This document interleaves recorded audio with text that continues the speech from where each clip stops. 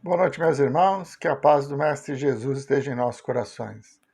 Vamos continuar o estudo do Livro dos Espíritos a partir da questão 525. Influência dos Espíritos nos acontecimentos da vida. Então, até agora, nós falamos sobre anjos guardiões, anjo da guarda, espírito protetor, espíritos inferiores que nos influenciam. E agora Kardec vai esmiuçar um pouquinho isso. Como é que é essa nossa relação com o plano espiritual, né? Como é que é essa influência? Tá? Então é por isso, a influência dos espíritos nos acontecimentos da vida. Vamos lá, questão 525. Os espíritos exercem alguma influência nos acontecimentos da vida? Certamente, pois que vos aconselham. Então, qual é o grau de influência que os espíritos vão exercer sobre nós? A intuição. Quando nós estamos elevados, num patamar de vibração positiva e buscamos realizar alguma tarefa, nós vamos receber intuições, aconselhamentos para que sigamos o bom caminho. Quando nós estamos em dificuldade, passando por provas na vida, mas ainda assim mantemos o equilíbrio e a confiança no Pai, também vamos receber esses conselhos que vão nos ajudar a superar as dificuldades. Então é dessa forma que eles estão sempre presentes. Vão nos ajudar ou nos aconselhar também, quando estivermos com uma baixa vibração, a fazermos coisas erradas, a nos desviar do caminho. Também é assim que funciona. 525A. Exercem essa influência de outra forma, além dos pensamentos que sugerem, isto é, atuam diretamente sobre a realização das coisas? Sim, mas nunca agem fora das leis da natureza. O espírito consegue interferir na matéria diretamente? Não. As leis da natureza, elas limitam a ação sobre a matéria mais densa, através da matéria. Então, o espírito encarnado consegue manipular a matéria. O espírito desencarnado, ele tem uma certa dificuldade. Ele precisa de um médium que ofereça para ele os fluidos animalizados para que ele possa, então, mover as mesas, como era antigamente as mesas girantes. Né? O espírito não pega a mesa com as suas mãos e a levanta. Ele faz isso através do pensamento, mas ele precisa do auxílio do fluido animalizado do médium, que está encarnado e por isso tem acesso à matéria. Então, quando ele fala que os espíritos não têm uma influência fora da natureza, ele está se referindo a isso, às leis que regem todo o universo. Então, o espírito desencarnado, ele não consegue, por exemplo, atirar uma pedra na nossa vidraça. Ele não consegue fazer isso. Mas se tiver um médium de efeito físico e oferecer para ele os fluidos adequados, aí, pela força do pensamento, ele vai realizar esse objetivo. Mas ainda assim ele precisa do médium.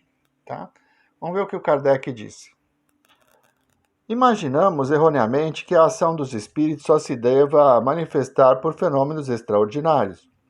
Gostaríamos que nos viessem ajudar por meio de milagres e sempre os representamos armados de uma varinha mágica.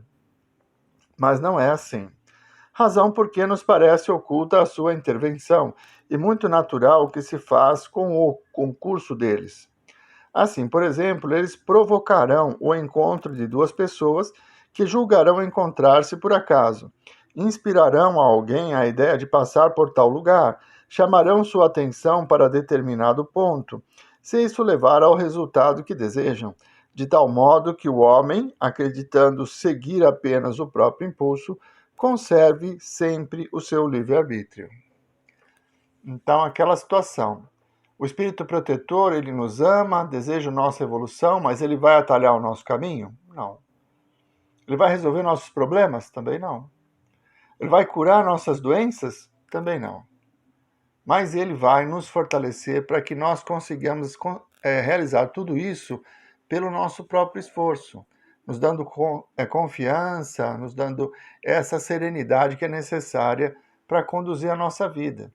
Então, ele não vai fazer por nós, né? Ele não vai fazer um milagre. Quando Jesus curava alguém, ele dizia, sua fé te curou, vai, não peques mais. Por quê? porque a cura vem de dentro para fora. À medida em que nós vamos compreendendo e praticando o Evangelho, nós vamos nos curando de diversas doenças. O orgulho, a vaidade, o egoísmo, que eles somatizam no nosso corpo físico. Tem um estudo da Anete Guimarães, acho que é.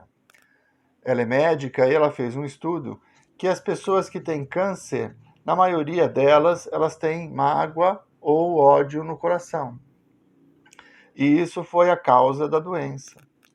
Aí fala assim, mas todas as pessoas são assim? Não, nem todas são assim. Mas existe uma tendência para que o corpo reaja aos sentimentos que o espírito apresenta. E o câncer é uma manifestação de pessoas com essa situação. Todas são assim? Não. Tem algumas que não são assim. Ramatiz nos diz que o câncer é uma forma de expurgo do espírito. Então, quando está resolvido o problema, essas impurezas que nós trazemos no nosso perispírito por culpas de vidas anteriores, elas são expurgadas através do corpo, e aí o câncer. Mas esse é um outro assunto. Né? O que nós estamos falando é sobre a influência dos espíritos. Eles, então, não vão nos curar. Ele também não vai nos deixar doentes. Eles podem nos incentivar para que tenhamos a confiança necessária e superemos a doença.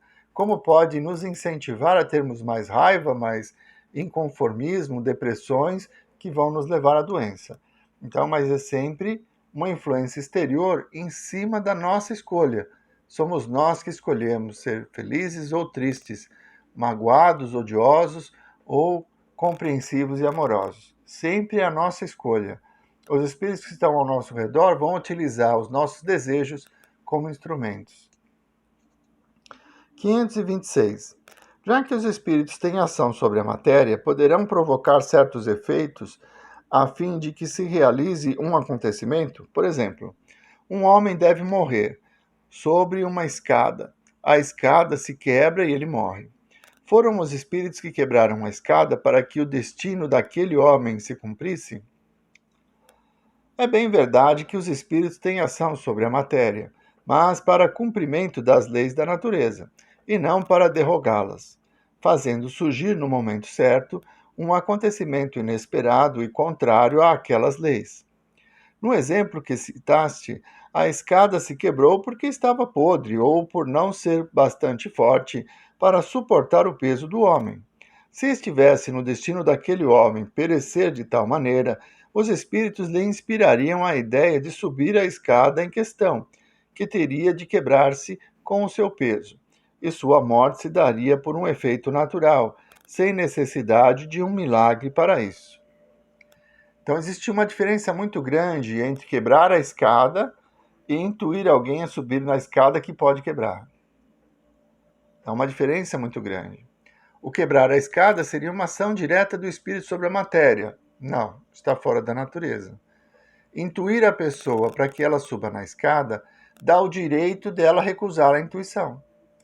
Então você pode chegar próximo de mim, nós estamos sob um viaduto, e você falar para mim: pula, atalhe a sua vida, para que você vai continuar nesse sofrimento? Pula, já resolve tudo de uma vez. Mas ele não pode me pegar e jogar do viaduto. Se eu decidir pular, a decisão é minha, as consequências e os méritos são meus. Se eu decidir não pular, também é decisão minha. Então essa é a grande diferença na ação dos espíritos. Eles vão nos influenciar, nos intuir, para que façamos aquilo que é bom para nós, ou que não é bom para nós, segundo a sintonia que estivermos. Se estivermos num grau de sintonia muito baixo, vivendo o ódio, o rancor, a mágoa, nós vamos estar em sintonia com espíritos inferiores e estes vão nos induzir para coisas ruins. Mas a decisão é nossa. Se nós vamos continuar discutindo, se vamos continuar brigando, se vamos continuar enaltecendo o nosso próprio orgulho, essa é a nossa decisão. O espírito inferior, o obsessor, ele pode nos convidar, nos intuir, dar até motivos para que nós hajamos dessa forma, mas a decisão é nossa. Assim como o espírito protetor, que sabe que se nós subirmos naquela escada, ela vai se quebrar e nós vamos nos ferir. Ele vai nos intuir para que não subamos na escada, mas ele jamais vai nos impedir de subir, se essa for a nossa vontade. Essa é a grande diferença. Os espíritos nos influenciam pelo pensamento, não pela ação direta sobre a matéria. 527. Tomemos outro exemplo, em que o estado natural da matéria não entre em questão. Um homem deve morrer fulminado por um raio. Refugia-se debaixo de uma árvore. O raio estoura e ele morre. Os espíritos poderiam ter provocado o raio, dirigindo-o sobre ele? É ainda a mesma coisa. O raio explodiu sobre aquela árvore naquele momento, porque estava nas leis da natureza que assim acontecesse. Não foi dirigido à árvore porque o homem se achasse debaixo dela. O homem é que foi inspirado para se refugiar debaixo de uma árvore sobre a qual deveria cair o raio. A árvore não deixaria de ser atingida, estivesse ou não o homem debaixo dela. É como foi dito na questão anterior. Eu intuo, o espírito me intui para que eu me esconda embaixo da árvore. Mas aí cai um raio na árvore e eu morro. Então o espírito direcionou o raio para cair naquela árvore? Não. O raio ia cair lá. Ele me intuiu para que eu fosse até lá e pudesse desencanar.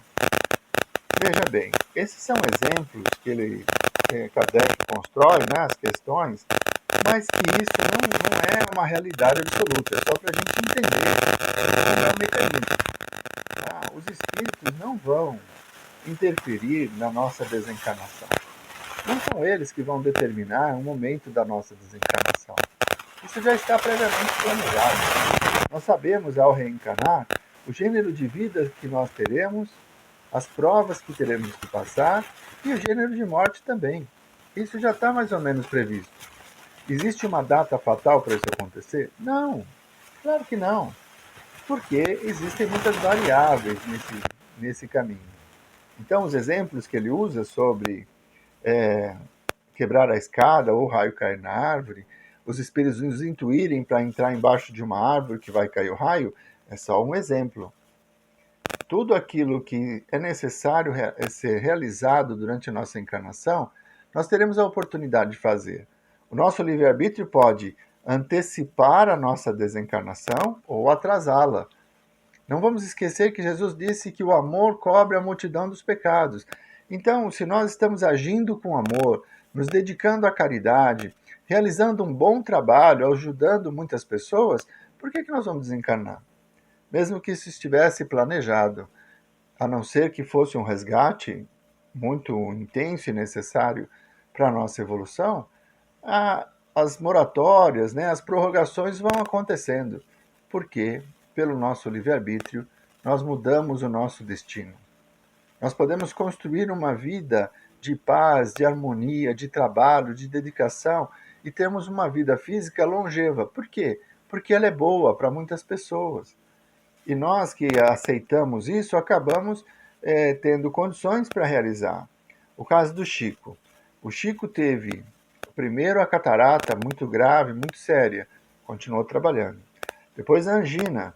Depois ele teve problemas na próstata, teve que fazer uma cirurgia. Mais tarde, outro problema no coração. Ficou debilitado. Mas isso não fez com que ele parasse. Ao contrário. Ele continuou nos amando e nos servindo como missionário que foi dessa doutrina maravilhosa que é o Espiritismo.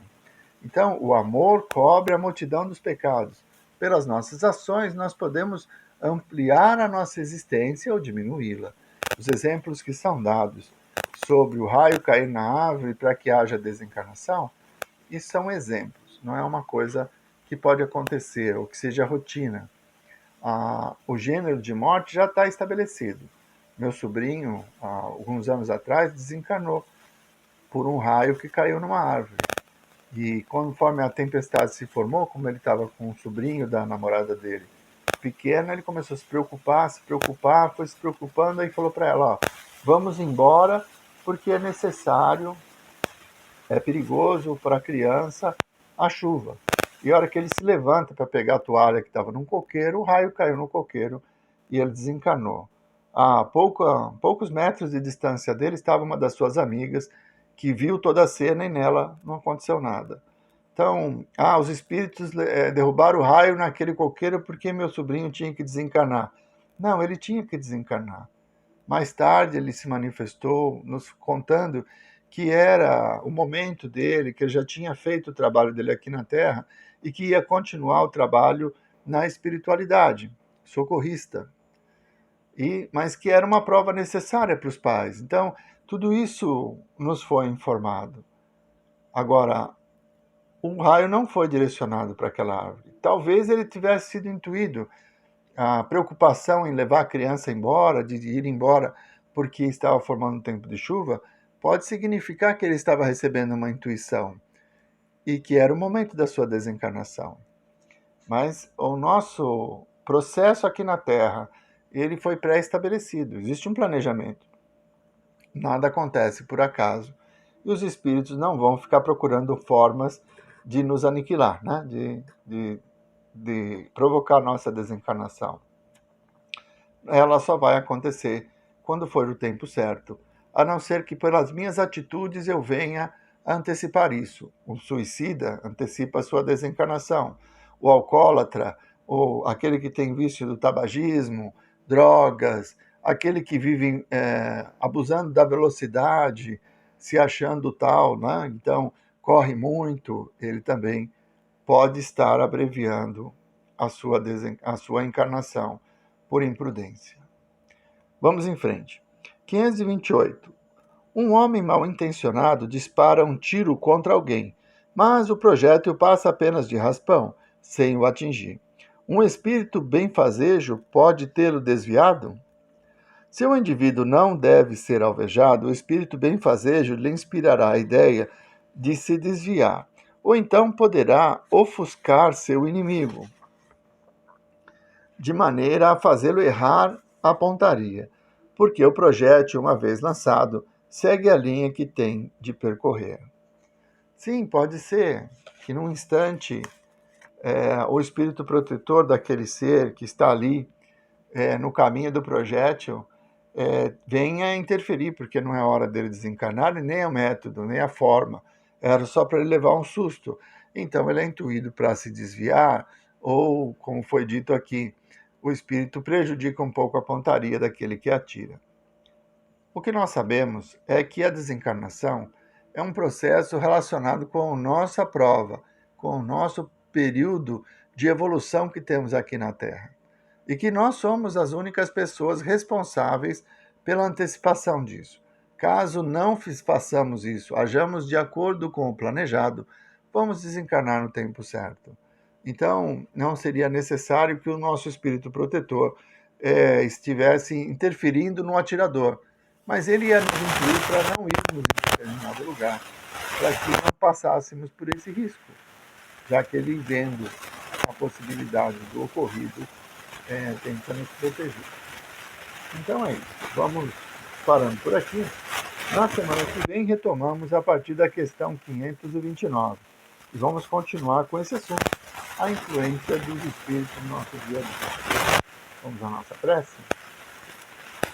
Mestre Jesus, nós nos agradecemos, Senhor, por mais esses momentos em que pudemos ser convosco, pelas lições recebidas que nos mostram a autoridade que temos do nosso próprio futuro.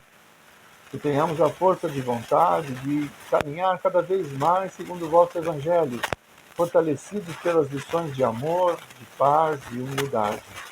E que assim construamos uma paz e a felicidade que tanto almejamos nessa nossa existência. Muito obrigado, Mestre Jesus. Muito obrigado, meus irmãos. Uma boa noite a todos.